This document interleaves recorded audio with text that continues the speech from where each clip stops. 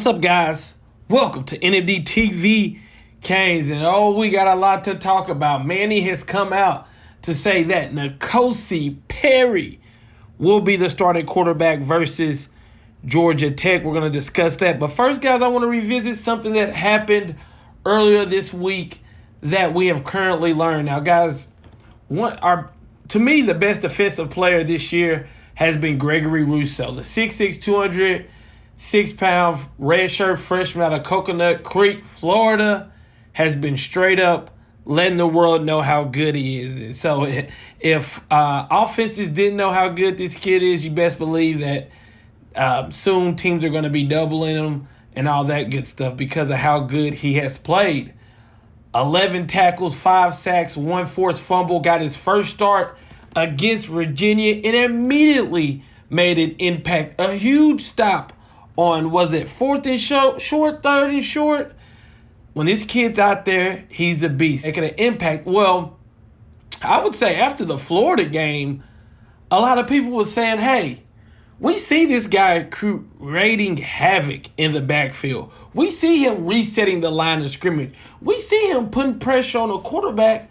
Why is Scott Patchin starting over him? You know, that was the question game after game. Why is Scott Patchin starting over him? Well, Manny came out today and talked about it. Gregory Rousseau, and this is what he said. Did not have a great training camp for just whatever reason. He didn't have a great training camp. He had a much better spring than training camp, and Greg knows that. And we have a very competitive situation at defensive end.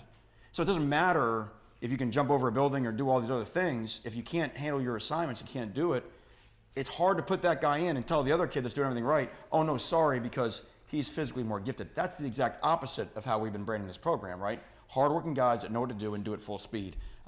Once Mark and Greg kind of reach that plateau, and they're still not 100% there yet, now I think their talent starts to speak. See there, Manny says that, hey, Gregory Rousseau didn't have a great fall. He had a great spring. We know this guy's a legend in the spring games, sacks left and right in the spring game. But he says in the fall, Gregory Rousseau didn't do everything he needed to do, wasn't going full speed like he was supposed to. When Scott Patchin, he didn't specifically say Scott Patchin, but he said, other players were. So you're looking at a situation where, does a coach play his best available player or the player that fits the message that he's given to his team?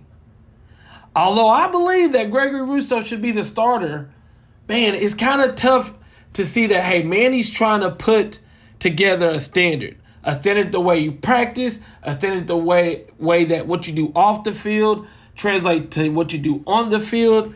And you can see as somebody who's trying to put out that standard why he didn't start Gregory Rousseau. But let me tell you this. Let me ask you this. Do you agree with this? Now, do you say, hey, Gregory Rousseau's our best player, forget all this, we need to get him on the field?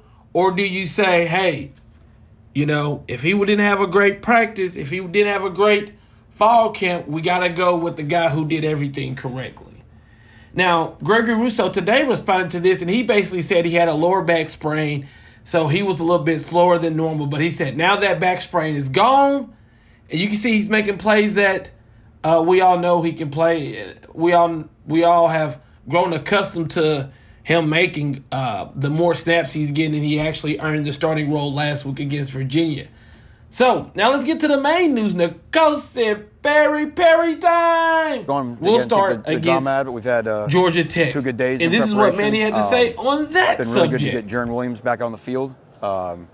He's, basically taken a fair amount of reps, much more work than he did a week ago.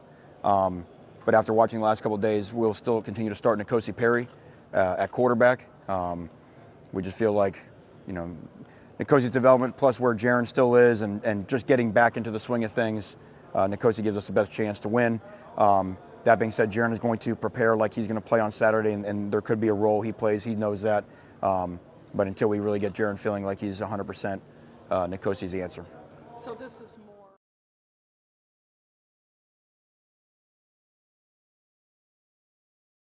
You want to look at it, it's big time questions being asked now. Because if Nkosi goes out and win this game, when Jaren is healthy, do you go back to Jaren? Is it back to an open competition?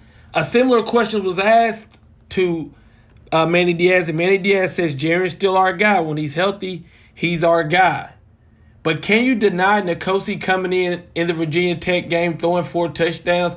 Can you deny Nkosi leading this team to a win over the number 20th team in the nation? Well, some people say you can. Because some people say, hey, Nkosi overthrows people. Jaren is the future. You don't lose your job to an injury. So you have people going in both directions. What direction are you going in?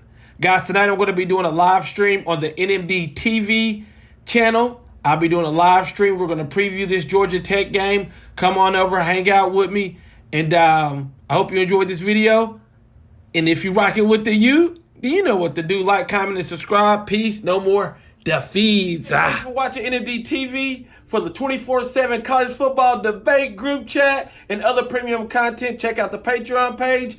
And bam, now click some of these other videos that's going to pop up. Peace.